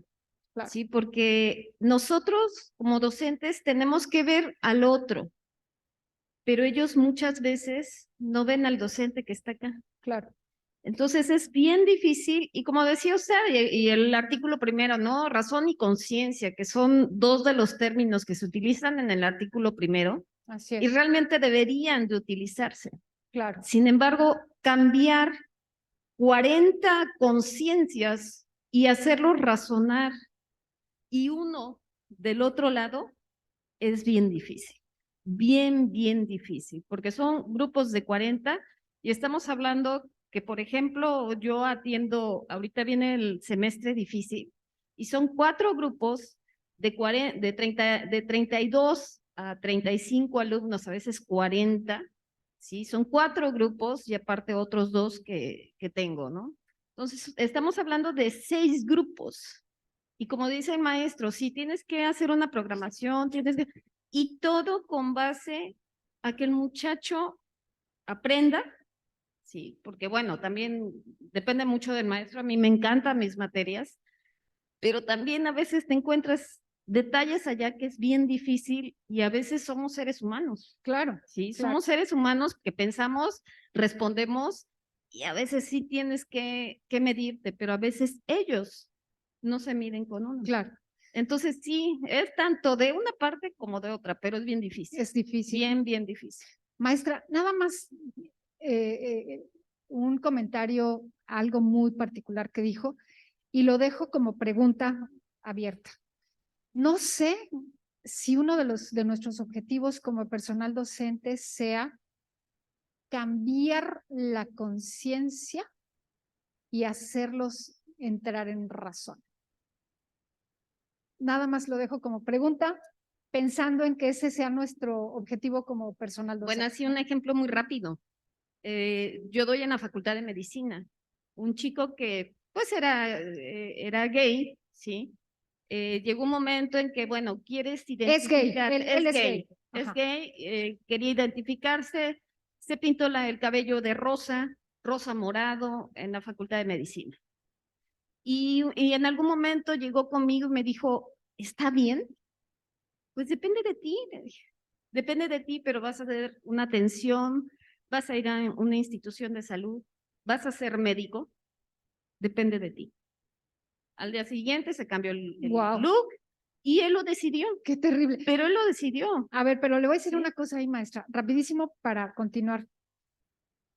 Fue una elección, ciertamente, pero fue una elección motivada por los prejuicios de la sociedad. O sea, no Sí, es, no él es un, era, ujú, exacto, sí. no es una elección de, bueno, no me gustó, mejor me lo voy a, ay, qué feo me quedó el color rosa, mejor me lo voy a cambiar a verde. No, fue una elección motivada por una presión social, Probablemente. porque hay un prejuicio de que un médico no puede, un médico que se respete, ¿no? No puede tener el cabello pintado de rosa, o no puede tener tatuajes, o no puede ser gay, porque qué terrible, quién sabe cómo nos va a atender el médico que trae el cabello pintado de rosa, mejor que me atienda el que no el que no tiene tatuaje y el que no tiene el cabello pintado de rosa. Nada Claro, más son lo dejo un prejuicios. poco como reflexión. Era lo que decían, ¿no? Exacto, lo dejo un poco como reflexión para que miremos el impacto que tienen. Por eso les decía hace ratito, no menospreciemos el papel que tienen los prejuicios y los estereotipos. Es como las mujeres, les pongo un ejemplo rapidísimo, como las mujeres que se hacen cirugías estéticas y dicen, lo hago para mí, ¿eh? Para yo sentirme a gusto, para yo sentirme cómoda, porque a mí me gusta, porque, bueno, yo no quiero decir si sí o si no, mi tarea nada más es decir, allá afuera hay un montón de exigencias sociales acerca de una imagen. Y no sabemos, a eso saben cómo se le llama? Se le llama violencia simbólica, porque ese tipo de violencia es una violencia que no se mira como tal, que no se identifica como tal, pero que lo es y que el impacto de esas prácticas culturales, de esas prácticas sociales, tienen un efecto en la vida de las personas y un efecto en el ejercicio de los derechos de las personas. Y ahí no se está cumpliendo este derecho a la igualdad y a la no discriminación, ¿no? ¿Por acá querían comentar algo? ¿No? Sí, doctor. El doctor Ricardo Isaac Márquez nos dice, ¿cuál es frontera entre las normas de comportamiento y disciplinarias y la discriminación? ¿Está prohibido prohibir? Y tenemos otra pregunta. Estos temas son importantes trabajarlos en la familia para volver a poner límites razonados. Los docentes no son sustitutos de las madres y padres de familia. No. A ver, ¿está prohibido prohibir? Pues depende, ¿no? No sabemos. Acuérdense que los derechos humanos no son absolutos. Ejemplo, derecho a la libertad de expresión. Claro que las personas tenemos derecho a opinar, claro que las personas tenemos derecho a decir qué pensamos, en qué creemos, etcétera, etcétera. Pero hay un límite. ¿Y cuál es el límite? El derecho de la otra persona. Hoy me parece que un criterio que todas las personas tendríamos que considerar cuando estamos ejerciendo nuestro derecho a la libertad de expresión es que esa opinión que vamos a emitir sea una opinión informada. ¿Ven cómo les decía hace un momento cuando empezamos? Que es súper importante conocer y reconocer una problemática, ¿no? Entonces también se vale preguntar, se vale decir, oye, yo no sé a qué se refiere esto y quiero entenderlo, quiero saber de qué se trata, ¿no? O también se vale decir, mira, yo creía esto, a mí me enseñaron esto, a mí me educaron de esta manera, pero yo no sé si hoy eso aplica, si no aplica. Sí, gracias. Yo no sé si eso hoy aplica, no aplica, si estoy transgrediendo el derecho de alguien al opinar esto, si estoy atentando en contra de la dignidad o la integridad de una persona, no lo sé. O sea, se vale como cuestionarlo, ¿no? Cuestionarnos a nosotras y a nosotros mismos, ¿no? Entonces, bueno, me voy a apurar porque estamos a, creo que 5 minutos de terminar, que se nos acortó un poquito el tiempo. Entonces, ¿cuáles son estas categorías sospechosas? Son elementos o condiciones que las personas poseemos y respecto de las cuales suelen realizarse distintos tipos de diferenciaciones que pueden generar es discriminación. Son elementos físicos, sociales o culturales que tienen como base una o varias de las condiciones que identifican a las personas y respecto de las cuales se presume irrazonable. Yo creo que esta es la respuesta a muchas de las preguntas que podemos tener. Fíjense, hay que analizar lo que estamos leyendo. Son elementos físicos, culturales y sociales, y respecto de las cuales se presume irrazonable realizar alguna distinción o restricción de derechos. ¿A ustedes les parece razonable, volviendo un poco al tema inicial, hablando de este sistema de segregación racial, a ustedes les parece razonable que por el color de piel a alguien se le nieguen sus derechos? Es irrazonable. ¿Mande? Claro. ¿A ustedes les parece razonable que a alguien porque es gay se le nieguen sus derechos? ¿A ustedes les parece razonable que a alguien por traer el cabello rosa se le nieguen sus derechos? Incluso el derecho a tener un trabajo digno. ¿Como cuál? Como ser médico. ¿A ustedes les parece razonable que a alguien que tiene un tatuaje se le niegue la entrada a algún lugar? Ahí está la respuesta. ¿No? No digo más. Las categorías sospechosas son aquellas derivadas del origen étnico nacional, género, edad, discapacidades, condición social, condiciones de salud, religión, opiniones, preferencias sexuales, estado civil y todas las que se agreguen. ¿Sale? Siguiente, por favor. Bueno, no se los voy a leer. Ley federal para prevenir y eliminar la discriminación. Siguiente, por favor. Son nuestros marcos normativos. Marcos normativos donde está sentado el derecho a la igualdad y a la no discriminación. La discriminación tiene como resultado la negación de derechos y libertades fundamentales que imposibilitan la igualdad real, o sea, igualdad sustantiva, de trato y de oportunidades y con ello el pleno goce y ejercicio, precisamente de esos derechos y oportunidades, perdón, de esos derechos y libertades como la salud, el trabajo, educación, procuración de justicia y cualquier otro derecho. ¿De acuerdo? Siguiente, por favor. Y aquí vamos a entrar un poquito, me gustaría nada más tomarme 10 minutitos para terminar con esta plática, porque sí me parece muy importante y ahí es donde creo que de pronto a veces nos podemos perder un poco y podemos decir cosas como esta que les platico en la escuela que decían, es que ahora todo es discriminación, ¿no? Y me gustaría entrar un poco al ámbito de lo simbólico. ¿Por qué? Les platico. La CEPAL dice que existen muchos factores que impiden el derecho a la igualdad de las personas, que actualmente existen muchos factores. Pero dentro de esos factores, unos muy importantes tienen que ver con las prácticas discriminatorias, con los prejuicios sociales y con muchas ideas que derivan de este acomodo social y de estas interpretaciones y de estos elementos culturales. O sea, hay muchas condiciones políticas, sociales, políticas económicas, etcétera. Pero de aquellos elementos que están dificultando, que ya se ha comprobado que son elementos que están dificultando este avance hacia, digamos, la erradicación de la desigualdad, están los elementos culturales. Y dentro de estos elementos culturales se encuentran los prejuicios y los estereotipos.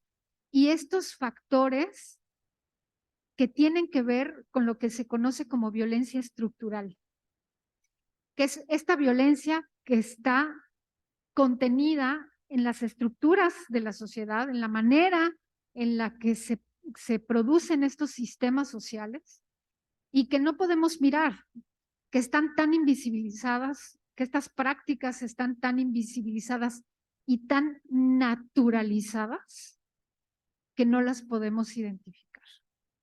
Por ejemplo, una de las prácticas que está muy naturalizada es seguir promoviendo una supuesta naturaleza masculina y naturaleza femenina.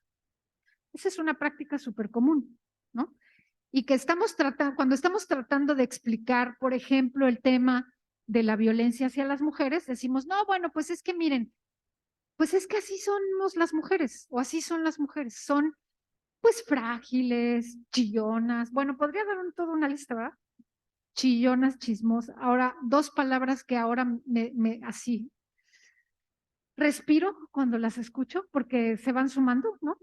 Y entonces las mujeres somos tóxicas e intensas. Cualquier cosa que eso signifique, ¿verdad? Entonces, estos sistemas forman parte de esta invisibilización o de esta naturalización de estas prácticas que colocan a las personas, que niegan los derechos de las personas. Entonces, podemos encontrar que hay algunos tipos de discriminación, como la discriminación directa, ¿no? Esta es muy, ya saben, básica, ¿no? Así de esta que se mira, que se ve, que sale en las redes sociales, que no lo dejaron entrar al restaurante porque venía en short y entonces, o por la apariencia física, dejen el short, la apariencia física, y entonces, ¿no? Todo aquel tratamiento diferenciado y perjudicial que tiene como base explícita alguna de las categorías sospechosas de ser discriminados, las categorías sospechosas que hablamos hace ratito. Discriminación indirecta, cualquier norma o acto que en principio parece ser neutro o inofensivo, pero su aplicación deriva en un efecto perjudicial hacia una persona o grupo, ¿no? Aquellas cosas que no miramos y que de pronto suenan como, ay, como la señora que decía, ahora todo es discriminación, ¿no? ¿Hola qué? Ah, las rampas. El acceso para las personas con discapacidad. Sí, claro, claro. O, a ver, yo les invito a que hagamos un ejercicio. Ahora que salgamos de aquí, que vayan caminando, circulando por su coche en las calles, miremos todas aquellas, los conocemos como estas producciones culturales, ¿no? Los anuncios, los espectaculares, los mensajes de los anuncios, la música, los libros, la literatura, híjole, es que podríamos hablar por eso necesitamos como 5 horas de corrido para hablar de este tema. Bueno, 5 son pocas, déjenme decirles. Pero todas las producciones sociales y culturales, o en muchas de las producciones sociales y culturales, están plagadas de estas prácticas discriminatorias, o por lo menos de estos discursos, se les llama discursos de poder, ¿no? También tenemos la discriminación interseccional, como el conjunto de condiciones, rasgos o factores que relacionados entre sí propician la generación de una situación de discriminación particular. ¿Han escuchado hablar del enfoque interseccional? Ahora, podríamos estar pensando que cuando hablamos de determinadas problemáticas sociales, pues desde este lado, ¿verdad? Tendrían que ser analizadas como desde por lo menos 4 enfoques. El enfoque basado en derechos humanos, el enfoque de género, el enfoque intercultural y el enfoque interseccional. ¿Cuál es el enfoque interseccional? Son estas condiciones que se entrecruzan, que se intersectan para poner a una persona en una mayor situación de desventaja. Es decir, podríamos estar hablando de varias categorías ser mujer, ser indígena, ser una persona en situación de pobreza, ser madre soltera, vivir con VIH y ser persona trabajadora del hogar, ¿no? Tener una discapacidad, claro, por supuesto. Entonces son todas estas condiciones que se van, insisto, se van cruzando y entonces imagínense cómo esta persona, su situación de ejercicio de derechos de esta persona, ¿de acuerdo?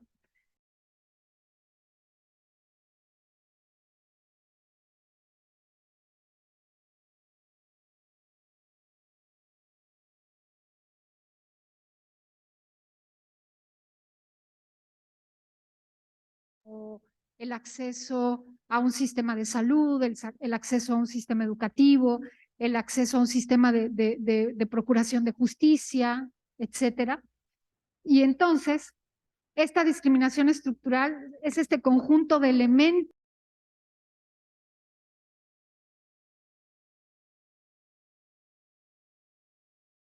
de poder, están presentes y parten de la construcción y reproducción de falsos universalismos hegemónicos que irradian a toda la sociedad y sus estructuras. ¿Sí? Sí. Sí. No, pero muy fácil, ¿eh? Preguntas difíciles no contesto. Sí, No, es broma. Hace rato en Facebook yo vi un video acerca de un tema que era la arquitectura agresiva. Okay. ¿Qué tipo de discriminación sería la arquitectura agresiva? Platícame un poquito más porque nunca he escuchado eso. Se refería, por ejemplo, ¿no? Construcciones en sitios, parques o en bancas diseñadas para que las personas sin hogar no puedan, por ejemplo, dormir o, bueno, más que nada era en construcción de bancas, ¿no? Haga de cuenta que hay una banca de un solo sentido, hay una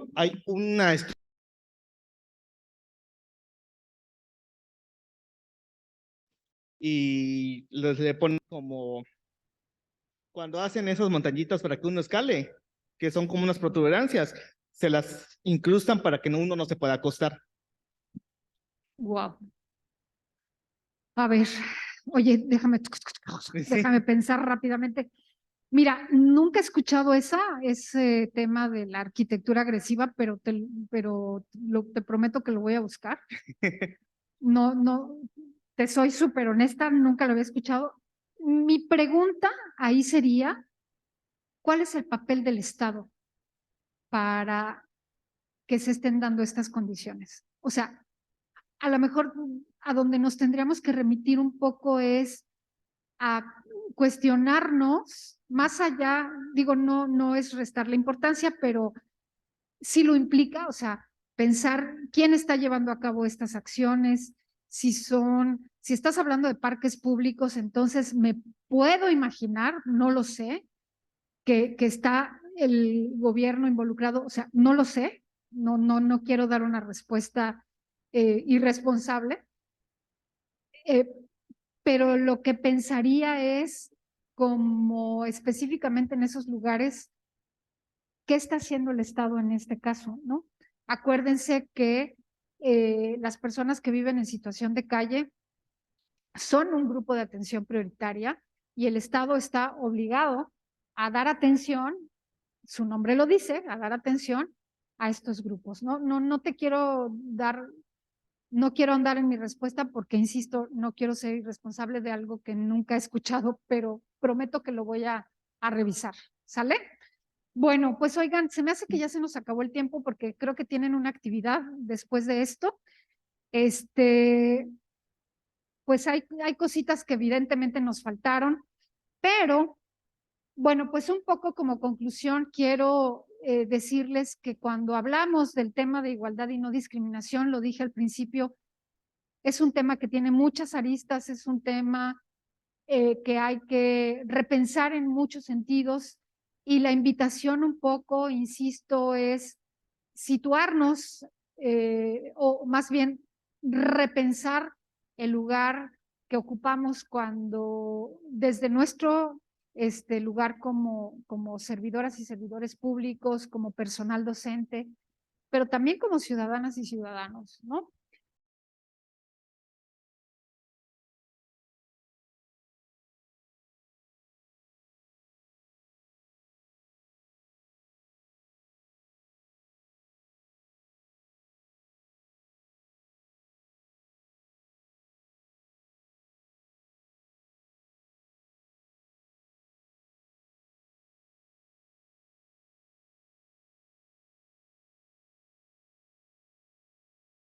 Derecho a la igualdad y a la no discriminación sea cada vez una realidad para todas y todos nosotros. Entonces, estoy muy agradecida de su tiempo, de sus participaciones, y pues no sé si tengan, creo que ya tampoco tenemos mucho tiempo para las preguntas, ¿verdad, doctor? Porque, insisto, creo que tienen una actividad, pero bueno, pues les agradezco muchísimo su atención y agradezco mucho la invitación. Muchas gracias.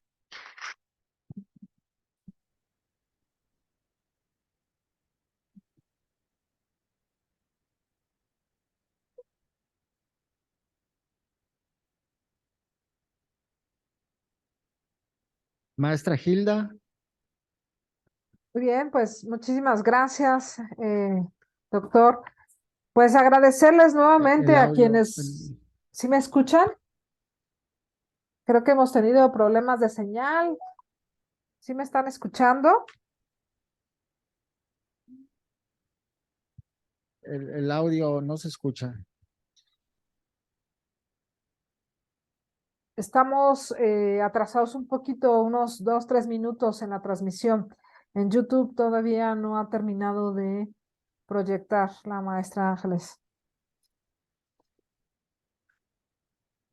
¿Sí me escuchan?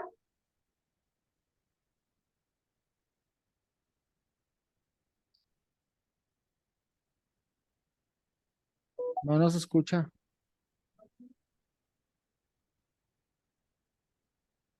Ok, perfecto. Bueno, me están aquí avisando del equipo que está detrás, quien nos hace el favor de apoyarnos. Me dice que no hay ningún problema, sí estamos aquí escuchando. Agradecer a todos aquellos que No nos la hicieron el escuchamos, favor maestra. de... Creo que es la parte de ahí de la conexión porque no la escuchamos.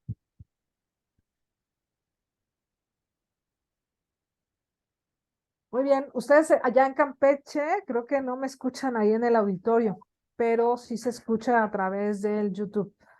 Vamos ahí viendo y siguiendo en el Face. Agradecer nuevamente a todos los que nos hicieron el favor de acompañarnos físicamente ahí en la sala audiovisual Guillermo González de la Universidad Autónoma de Campeche. Agradecer a todos aquellos que también nos acompañaron a través del chat. Estuvo el chat muy activo con todas sus aportaciones, con todos sus comentarios y sus preguntas. Agradecemos mucho. Y bueno, les recordamos nuevamente que esta es la última actividad académica del año 2022 y que tendremos actividades regresando de vacaciones. El 9 de enero del 2023 tendremos nuestro tercer curso taller sobre el derecho a la educación y su impacto en la dignidad humana. Asimismo, recordarles que la plataforma para que ustedes continúen resolviendo los módulos 3 y 4 se abrirá del 23 de enero al 19 de febrero del 2023. Les recuerdo también, fíjense, queremos recordarles nuestros correos con cualquier problema técnico. Asimismo, recordarles que la plataforma para que ustedes continúen resolviendo los módulos 3 y 4 se abrirá correo del es el de 23 de la enero servidora al 19 y de el del febrero. doctor Luis Granados, que su correo es granade@wacam.mx. También comentarles que para que ustedes puedan descargar su constancia, va a aparecer al final de esta transmisión, va a pasar la liga con las instrucciones. Pues no me resta más que agradecerle a mi compañera Ángeles Hernández Mendizábal, pues su apoyo por su intervención el día de hoy. Agradecerle al doctor Luis Granados, como siempre, su apoyo para la realización de estas actividades en el marco del Diplomado sobre Derechos Humanos que realiza la Comisión Nacional de Derechos Humanos en colaboración con el Centro de Investigaciones Jurídicas de la Universidad Autónoma de Campeche. Pues doctor, muchas gracias por darme la palabra y bueno, pues le cedo para despedirnos. Gracias.